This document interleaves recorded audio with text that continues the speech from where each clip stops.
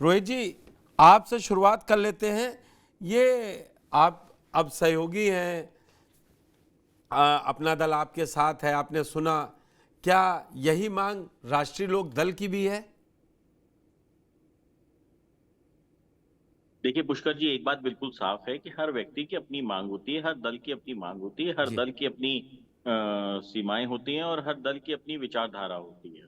जी हमारा दल जो है वो चौधरी चरण सिंह जी की विचारधारा पर चलने वाला दल है, जो हमेशा से ये कहता है कि जाति तोड़ो और देश के अंदर प्यार बढ़ाओ।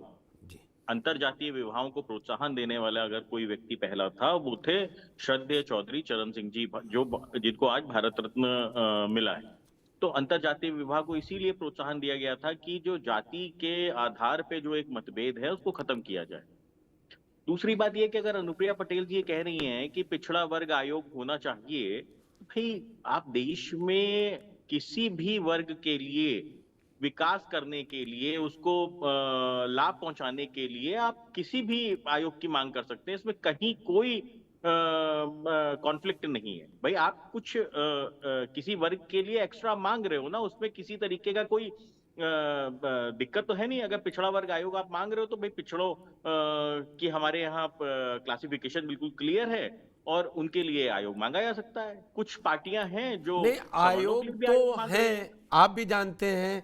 इसी एनडीए सरकार ने राष्ट्रीय मतलब संवैधानिक दर्जा दिया राष्ट्रीय ओबीसी आयोग को, तो नेशनल ओबीसी कमीशन को। लेकिन जो अब उन्होंने अलग से मंत्रालय की जो मांग की है, पहली बात जो आपने कहा वो तो ठीक है, हर पार्टी का अपना एक मिशन होता है, एक अपना संविधान है, वो जो जिस लाइन पे बढ़ रहा है।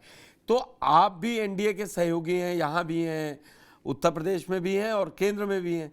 एक आपकी भी कोई राय होगी ना उस पर कि ये मांग सही है, हम इसका समर्थन करते हैं, या हम कोई विचार नहीं कर रहे हैं, जब कभी कैबिनेट में आएगा तब हम रखेंगे। मैं ये समझना चाह रहा था। नहीं नहीं, देखिए ऐसा है, हाँ, ये अनुप्रिया पटेल जी की अपनी व्यक्तिगत मांग है। वो अपना कहीं ना कहीं पिछड़ों की राजनीति करती हैं। और एक बात हमको आपको समझना पड़ेगा, जितने भी छोटे राजनीतिक दल हैं या जितने भी क्षेत्रीय दल होते हैं, वो कहीं ना कहीं किसी वर्ग को की आवाज को बुलंद करने का काम करते हैं। तो अनुप्रिया पटेल जी जिस क्षेत्र से आती हैं, जिस समाज से आती हैं, उनको उस वर्ग की, उस समाज की चिंता है।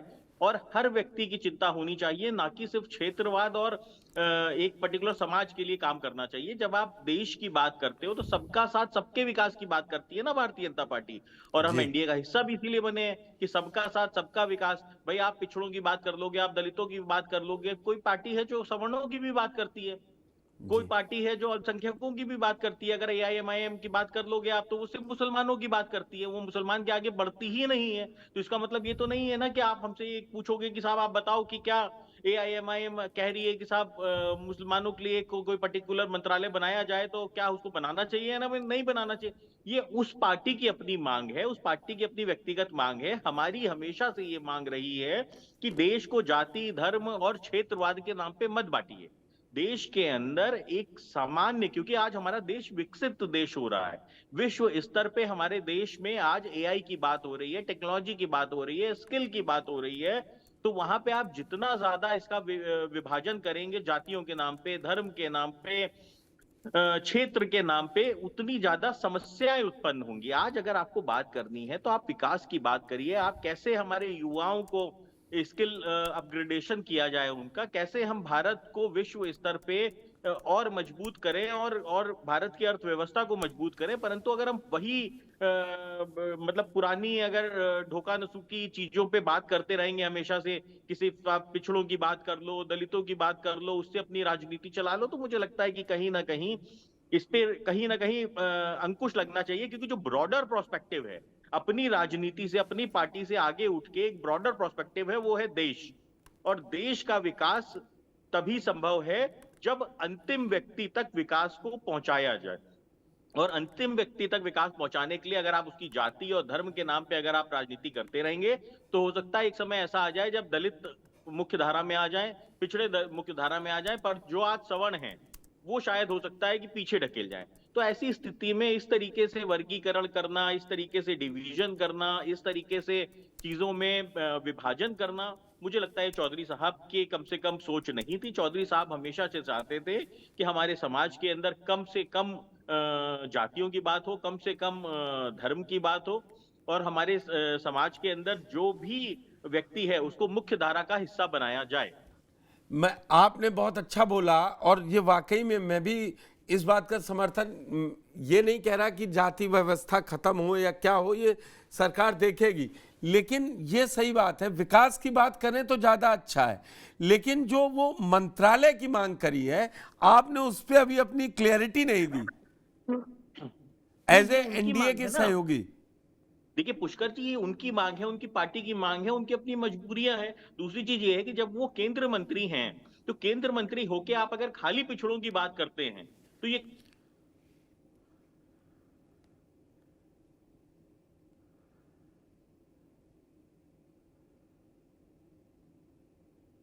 शायद नेटवर्क टूटा है उनका। पे। तो इसलिए आपको ये समझना पड़ेगा कि जब आप केंद्रीय मंत्री हैं तो जी ऐसी स्थिति में आपको कहीं ना कहीं हर व्यक्ति की बात समझनी पड़ेगी। क्या कोई अगर ब्राह्मण है तो क्या हम उसको छोड़ देंगे क्या? अगर वो सही है, गरीब ब्राह्मण है तो उसको हम छोड़ दें, बिल्कुल खाली इसलिए ठीक छोड़ बात दें कही। क्योंकि वो हमारी जाति नकवी से जी, नहीं मैं अब आता, आप पास या आता हमको हूं। सूट नहीं करता है वो जातिगत तौर पे। रोहित जी ने मतलब व्यवहारिकता वाली बात भी कही, और पार्टी स्तर बोले वो उनकी पार्टी है, हो सकता है कि ये दोनों लोग एनडीए में सहयोगी हैं, लेकिन हर बात हम वो मांग के विरोध में भी नहीं है, पक्ष में, लेकिन उनका कहना है अगर वो केंद्रीय मंत्री हैं तो वो हर वर्ग की बात करें। अगर हम छोटी छोटी चीजों में बटेंगे तो फिर बंटते जाएंगे। लेकिन मेरा सवाल आपसे ये है, क्योंकि दरअसल जो 24 का चुनाव हुआ, उसके जो नतीजे आए और जिस तरीके से अनुप्रिया पटेल को झटका लगा है, क्योंकि 13 विधायक उनके जीते थे और उस सेगमेंट में करीबन 7 जगहों पर वो पिछड़ी हैं, मतलब उनकी पार्टी पिछड़ी है। तो आपको क्या लगता है, अब उनको ये डर सता रहा है कि अगर हम पिछड़ों की बात नहीं करेंगे तो फिर ये 27 में मुझको परेशानी में डाल सकती है? देखिए पुष्कर जी, राजनीति में जो कुछ होता दिखता है जी वो आवश्यक नहीं है कि हो ही रहा हो, और कई बार जो कुछ नहीं दिखता है वो हो जाता है। ये बहुत सामान्य सी बात।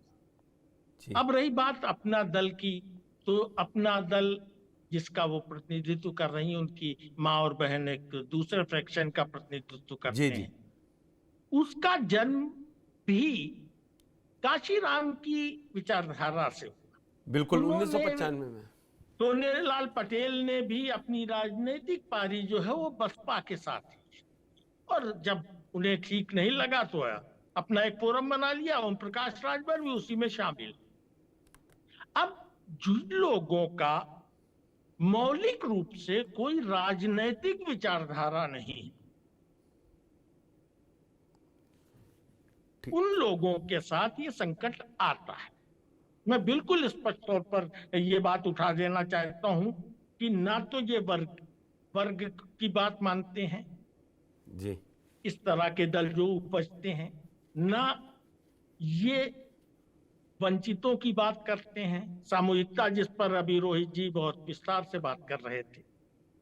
आखिरकार उनका दल भी वर्ग से सिमटकर जाति पर पहुंच जाता है।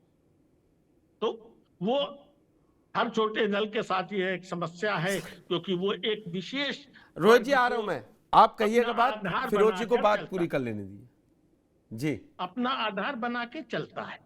आप 24 का बार बार बात कर रहे हैं। बिहार में जब जातीय जनगणना की बात आई थी जी तो ये सर्वसम्मत से आई थी। बिल्कुल, भाजपा ने भी साथ दिया, ये बात पे आरजेडी ध्यान ने भी। रखें कि आज भले ही जातीय जनगणना का समर्थन करने वाले लोग बहुत ज्यादा संख्या में ना दिखें, या मंत्रालय की बात पर साथ देने वाले ना दिखें, लेकिन जिस समय यह प्रस्ताव पेश हो जाएगा उस समय विरोध करने वाले भी नहीं दिखने वाले। ठीक है, इस बात को अनुप्रिया पटेल बखूबी समझ रही हैं, और उन्होंने ठहरे हुए पानी में कंकड़ फेंक कर उससे कितनी लहरें उठती हैं, इसका आकलन करने की कोशिश। रोहित जी, आप कुछ फिरोज जी की बात पे कहना चाह रहे थे। मेरे साथ समाजवादी पार्टी के प्रवक्ता और समाजवादी पिछड़ा आयोग के वर्ग के अध्यक्ष राजपाल कश्यप जी हमको ज्वाइन कर चुके हैं। उनसे मैं पूछूंगा अगला सवाल। पहले आप अपनी बात पूरी कर लें। कुछ फिरोज जी की बात पे आप कह रहे थे। देखिए, फिरोज भाई अभी ये कह रहे थे कि हमारी पार्टी जो है एक जाति पे सिमट जाती है। मुझे लगता है कि फिरोज भाई ने शायद थोड़ा इधर फॉलो नहीं किया हमारी पार्टी को। जो हमारी पार्टी की इस समय मुख्य समस्या है, वो समस्या यही है कि माननीय जयंत चौधरी जी साफ साफ कह चुके हैं कि हम खाली जाटों की पार्टी नहीं है। ये लेबल लगाना हम पे बंद कर दीजिए। हम सर्व समाज के लिए काम करते हैं और हम जाति से उठ के हम काम करते हैं। क्योंकि माननीय जयंत चौधरी जी जाट समाज से आते हैं, तो स्वाभाविक है कि जाट समाज का झुकाव हमारी तरफ है। परंतु इस बात के ऊपर हमारे 2019 के चुनाव में माननीय जयंत चौधरी जी ने अपनी सीट तक हार गए थे, वो खाली 16,000 वोटों से, क्योंकि उन्होंने एक बयान दे दिया था कि मैंने जाटों का ठेका नहीं लिया। और उसका कहीं ना कहीं ऐसा विरोधियों ने उसका इस्तेमाल किया था, जो आज हमारे सहयोगी हैं वो समय हमारे विरोधी थे, उसका ऐसा इस्तेमाल किया था, नैरेटिव सेट किया था, जहां पे हमें सबसे बड़ा नुकसान उठाना पड़ा था। तो इसलिए हम जातियों के आधार पे अगर हमें बंधन होता तो हम शायद आज इतना समिट के ना होते। आज हम भी, क्योंकि हम माननीय चौधरी जी ही जिस विरासत से आते हैं, चौधरी चरण सिंह जी की विरासत से, वो बहुत बड़ी विरासत है। 8 राज्यों में तो हमारा मुख्यमंत्री हमारे द्वारा चुना जाता था। तो वो जो हम समटे हैं, वो समटे इसीलिए हैं क्योंकि हमने हमेशा सर्व समाज की बात की। अगर हम भी जातियों के आधार पर बटे होते तो हमें हरियाणा में नुकसान ना होता। अगर हम भी जातियों के नाम पे बटे होते तो राजस्थान में नुकसान ना होता। वहां पे जाट समाज की जो हिस्सेदारी है वो किसी से छुपी हुई नहीं है।